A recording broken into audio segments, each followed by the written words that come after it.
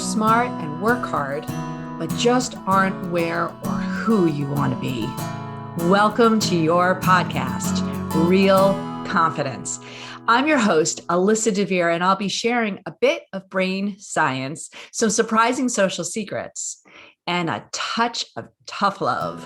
Why? Because I believe confidence is everyone's fundamental right and choice. So let's get to it. I'm always excited to talk to guests, but I think this is a topic that I'm personally jazzed in a different way because I don't even remember what it felt like to leap out of corporate into the entrepreneurial world. Maybe I've like stashed that in the back of my head. So when I was talking to, I should say a new friend, but actually we met a long time ago and didn't remember it, which was awesome to figure that out. Natalie, you have this recent experience of going from corporate to your own thing, starting up. And I really am grateful that you're going to share some of the emotional feelings that you've had around that. So let's just start by a little background. You were in what corporate doing what? And then now you're doing what? All right. Well, I'm so happy to be here with you. This is such an honor. So thank you for having me on your show. I'm excited. I was in trade shows for 29 years and wasn't expecting to do that, but that was my career. That was the arc of where I was for the majority of my career. I've always been sort of an entrepreneur of sorts. I started my last company. I was the first employee in Chicago, built it up. We had 17 people. We had a facility. There still is a facility, 33,000 square foot facility. So I'm a big believer when doors close, windows open, you have to fly through them. If you fly through them, you don't know how good or maybe things aren't as what you expect, but it could be even better.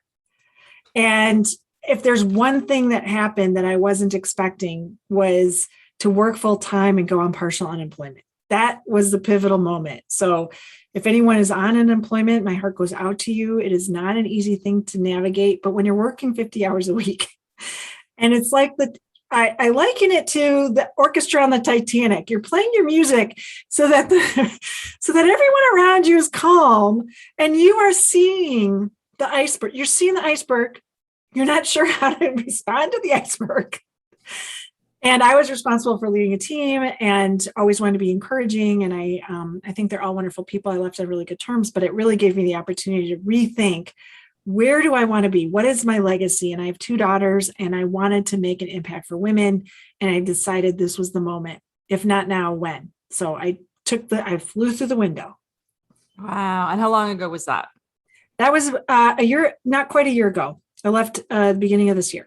Okay. And as we're recording this, it's middle of COVID. The world is literally, the wheels are falling off. And here you are like, I'm going to fly. Like, oh my, I'm going to fly. I figured, and I had, interestingly, other opportunities come my way. I had another big company want me to take over a couple companies that they were buying and stuff. And I thought about it because, wow, wouldn't that have been an amazing opportunity? And I decided not to. I decided, this is the one time I have to do this. I can always come back to what I know, right, but I can never go forward if I don't take that step. So if you can remember a year ago when you were like, I'm going to fly, I'm going through the window, yes, here I go. What was some crazy pills? No. Yeah. Let's start with the positive. Like, what was it like? You were like, what's going to be better? What's going to change in a better sense for you?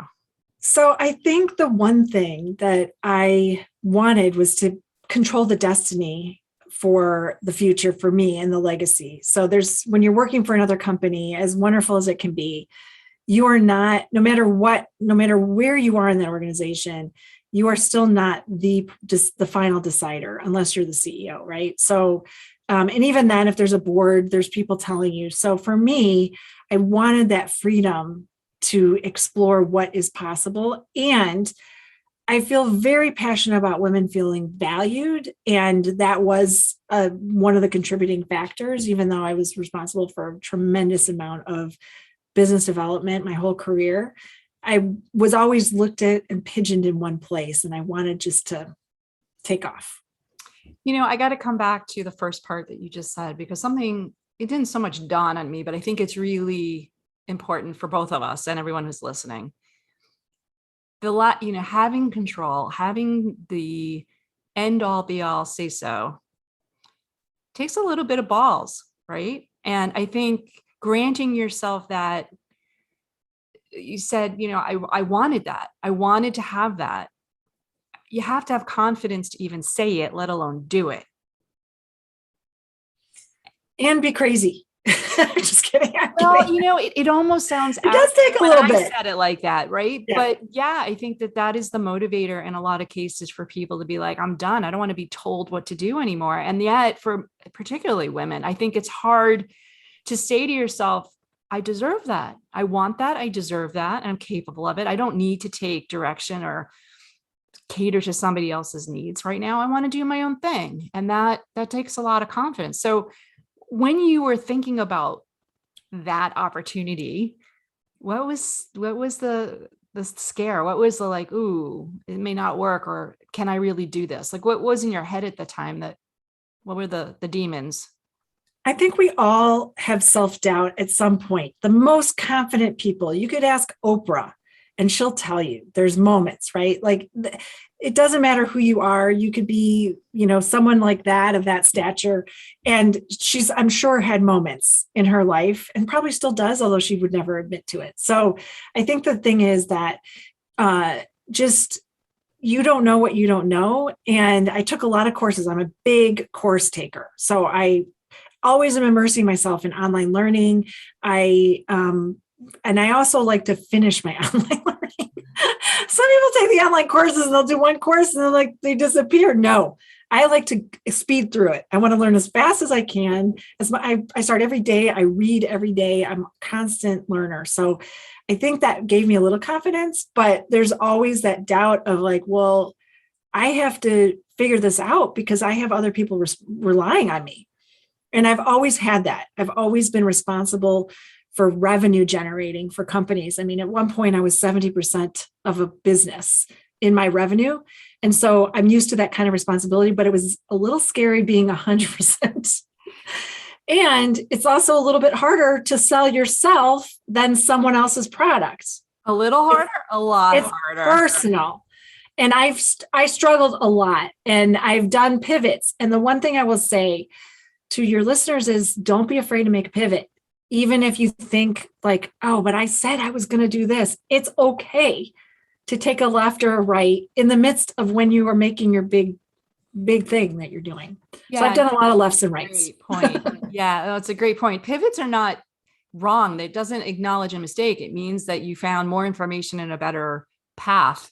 And, you're absolutely right. It's not even being afraid to pivot. It's almost being eager to pivot because it means you're on a better course, right? Totally. Yes. I've taken a lot of those pivots in this last year. It gets a little jizzing after a while, right? Pivot. So speaking of pivots, anything particularly surprising, like you started down a path and you were like, oh, shoot, that was dumb, or, not the one I want to go down. Anything particular shocks in the process? Yes. The biggest aha moment for me was I talked to my friends. I started her C-suite after talking to women and saying, how are you doing? And they said, I felt siloed. I feel siloed. They still do. Women still do. I mean, the statistics are out. The surprising thing was, I thought I was so confident about executive women. And I thought, oh, I mean, that's my space. I'm going to invite all my friends and this is going to be great. And we're all going to be in this big community together. The surprising thing is that a lot of executive women are really busy. That's not that surprising. And it was just really hard to gain traction one-to-one. And I was not thinking that. I was like, oh, I'm going to start with my friends. We're going to do these circles as mastermind and everybody's going to understand what I'm doing. Great. And I have this amazing community of women that have lifted me up over and over again throughout the last year. So I would say you need your people. You need your entourage.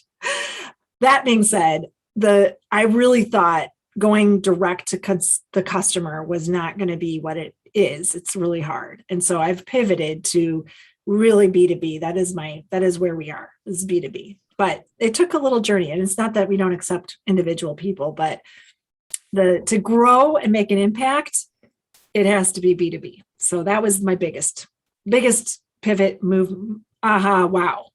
And Yeah. there's some dark moments of I'm like, I've had all these conversations. No one's buying for me. What is up? Yeah. Yeah. So, It's like hard. talk to me about those. So, dark moments. And that's a Yeah. very practical example. Like nobody's buying from me.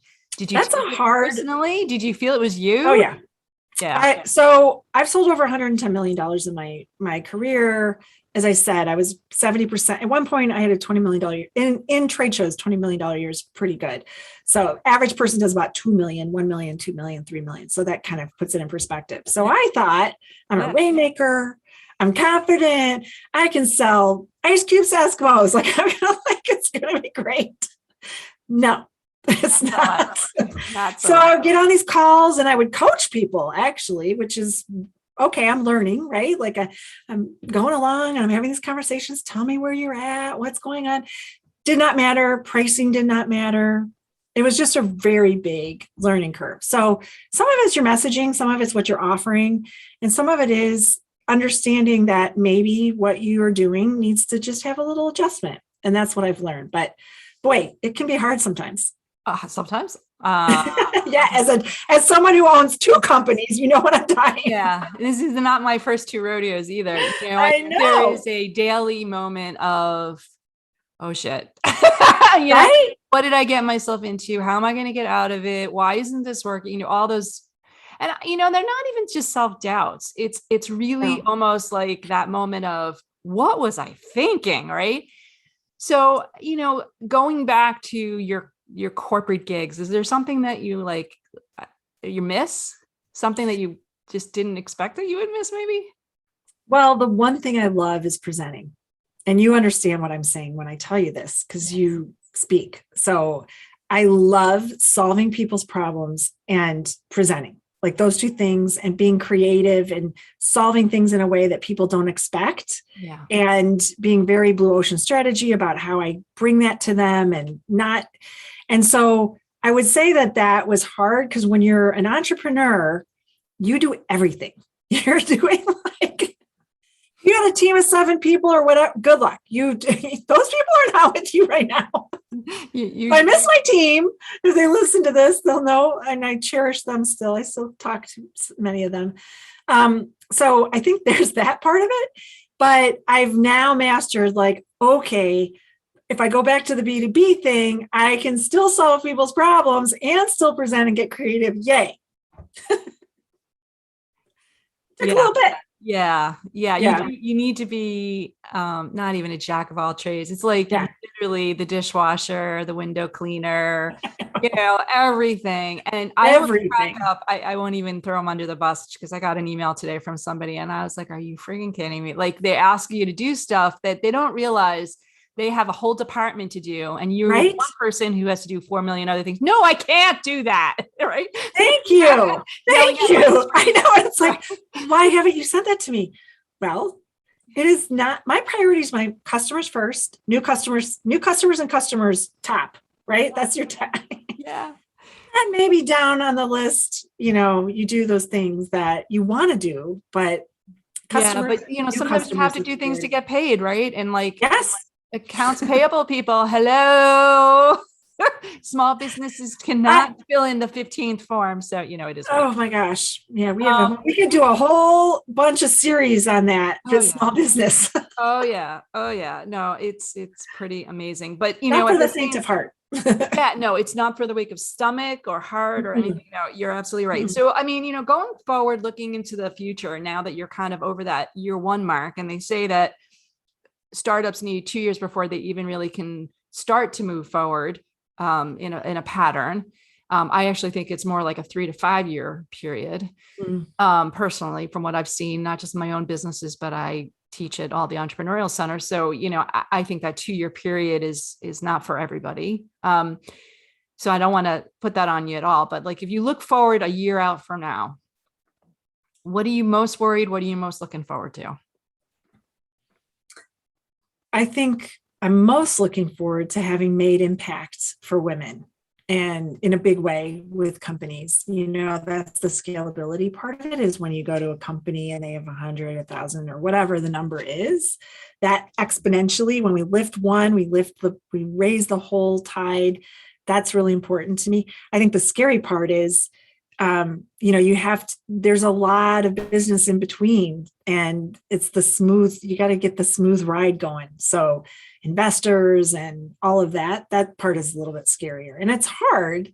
Mm-hmm. Again, like pitching investors, when it's your thing, it's a little bit different than, delivering a product or things like that. So that would be probably what I would say. Yeah, no, I can appreciate that. Anything that you wish you knew a year ago, when you were making that, should I open the window decision, anything that would have been really good to know then?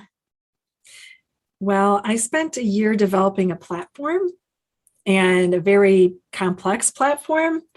And I think I would have liked to have known what I know now before I spent a lot of time perfecting this wonderful platform that everybody loves. But there were a lot of things I could have done to gain momentum with customers that I was, when you're doing everything, all the hats, and I'm really lucky to have an amazing, amazing creative director who's been with me since the beginning. She's created 7 websites for me, and then we're partnering kind of on this, she does like everything. So I couldn't live without her. And so Megan, if you're listening, this goes out to you. But I think that it's just so easy to look at the whole everything. And I am a visionary. I'm not an integrator. So I'm like 5,000 ideas every second. Oh, I'm going to do this. I'm going to do that. I'm like, we're going to have, rewards in the platform. Let's do that. Instead of like, well, what are we delivering to the customer? Hello. Yeah. Yeah.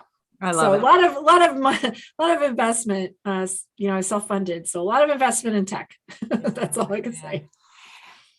My friend, my second time friend. I love Yay! it. I love it. My second time friend, finding ourselves crossing paths again many years later. We're going to talk again for sure. Podcast and otherwise. We're going to give all kinds of show notes and ways to reach you, but just a quickie on the actual podcast. Best way to find you is what? Is both at hercsuite.com, HERCSUITE.com, or I'm on LinkedIn, and I love hearing from people. If I can help you in any way, reach out to me. Awesome. Well, thank you so much for your wisdom and your bravery. And we've got you covered in the back. We are big fans. Thank you. Thank you. Likewise to you too. I'm so excited. Thanks for having me. Of course. Thank you. So before we completely wrap up, I want to let you know that full transcripts and show notes for this and other episodes can be found on the website, www.americanconfidenceinstitute.com/podcast. I also want to remind you once again that the best way to get confidence for yourself is to give it to others. And you can do it so easily just by liking and sharing this episode on your favorite social media channels. You can even give me some confidence fuel by sending in any comments about the topics I've covered or ones you'd like me to consider for the future. So for now, this is Alyssa DeVere. Thank you for helping to bring more confidence to the world. This podcast was produced by Mindful Media.